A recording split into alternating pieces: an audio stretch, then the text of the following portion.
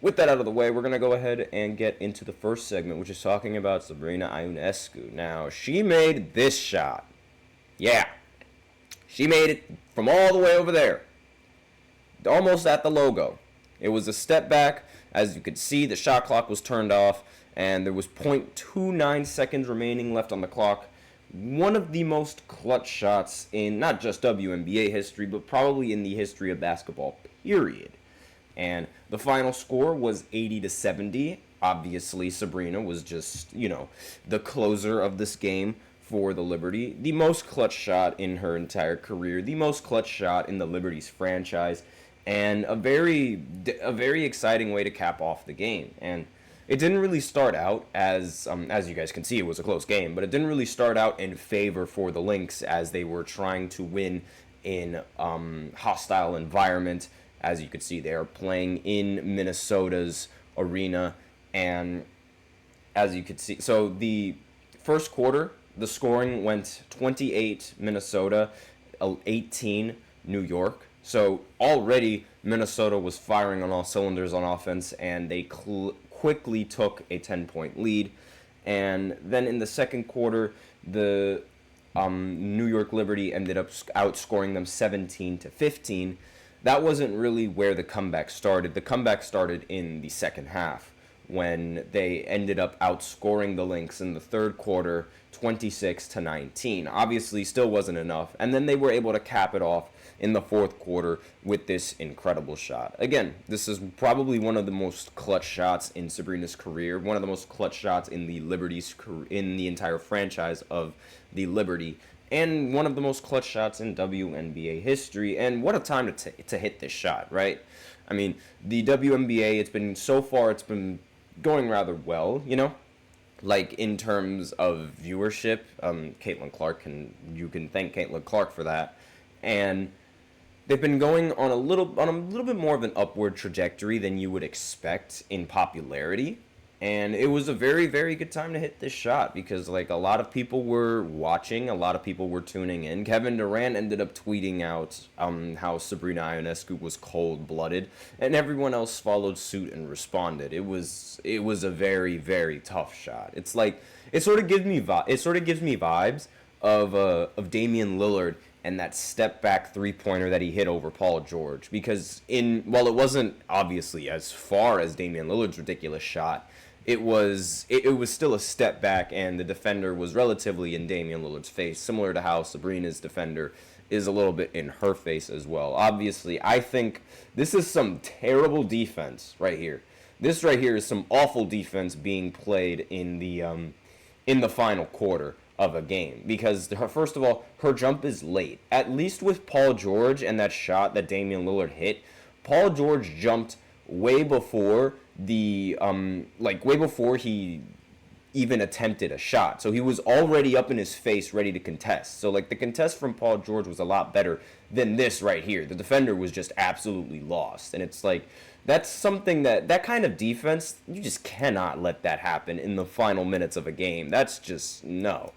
Drew Pau Gasol's in the chat. Salute. How you doing? And even with this shot, Sabrina did not really have that good of a game. She, taking away this incredibly clutch shot, Sabrina shot 5 for 11 and 2 for 8, then 2 for 7 from 3 with 10 points up until this final shot when she knocked down the dagger. So it's not like she was having a great game in this one, but obviously it's not how you start, it's how you finish. Brenna Stewart actually played phenomenally in this game. She did shoot 9 for 20 and went 2 for 6 from 3, but she ended the game with 30 points and 11 rebounds as well as 4 blocks. So just overall fantastic performance coming in from Brenna Stewart. And like I said, Sabrina, she didn't really play all that well, but she did hit the game-winning shot. And Jonquel Jones ended up scoring 13 points as well. And Leonie Fibich, forgive me if I messed up that last name, ended up scoring 13 points as well. And, it was really just every starter aside from Bentija Laney Hamilton ended up scoring 13 points. I can't pronounce these players. Good Lord. Bentija she ended up scoring only 2 points in 35 minutes played. So obviously, like, just not ideal if you are the Lynx, but not the Lynx, if you are the Liberty. But at the same time, it's like, she didn't really get that many shot attempts, so it's not really all that bad. I mean, she only took 3 shots, but really it was Brenna Stewart who was dominating it for the Liberty. And as for the Lynx, it was much more of an all-around game coming in from the Lynx. I mean, Nafisa Collier was still the leading scorer for the Lynx, ended up scoring 22 points, ended up recording 9 rebounds, and played every single minute of the game.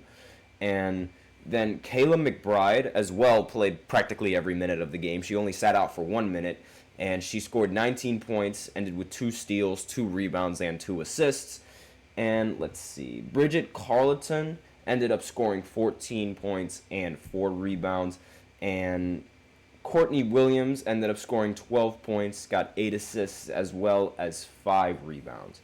And again, it really came down to the wire. It really came down to the final shot. The team that had the last possession ended up winning the game, thankfully, because of that ridiculously clutch shot that the Liberty ended up getting out of Sabrina. I mean, again, like, it's not how you start, but it's how you finish.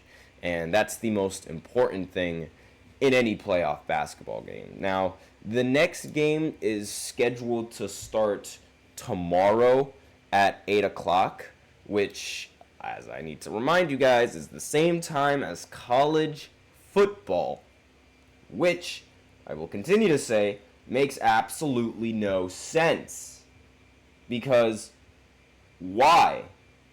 What is the point in making these games exactly at the same time during college football? It really doesn't make any sense. On the bright side, however, it is Oregon going up against Purdue, so maybe not many people are going to be tuning into this game in particular because everyone is going to assume that Oregon is going to absolutely blow Purdue out of the water, the second-ranked team.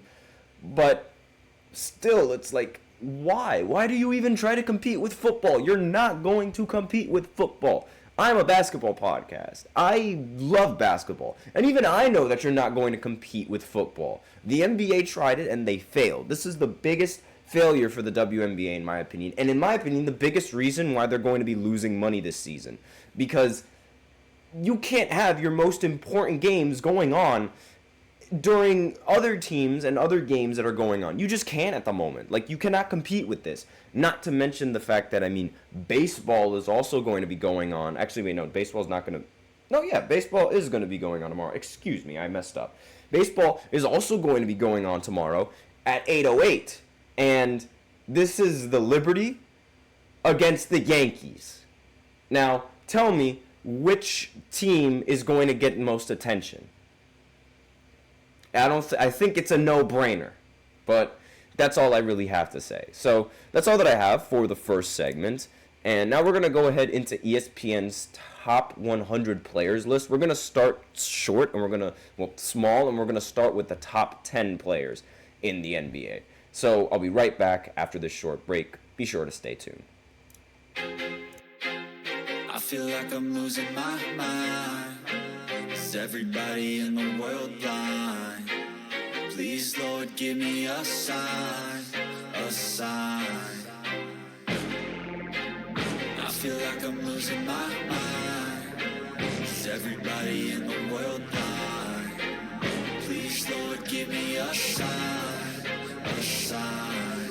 I wanna be the greatest. Everybody on the fake shit. I look around and feel like everybody is the fakest. I make this every day and I'm impatient, hoping one day I blow up from the basement. Statement, the top is so vacant. I don't hear shit that I think is amazing. Waiting for my day when I'm playing sold out shows for 1,000 faces. Hey, give me that crown, get in my way and to be put down. It ain't your place, all this my town. If I want that shit, then I'll get it right now.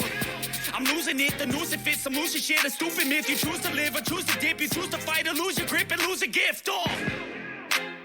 I feel like I'm losing my mind. Is everybody in the world blind? Please, Lord, give me a sign, a sign. I feel like I'm losing my mind. Is everybody in the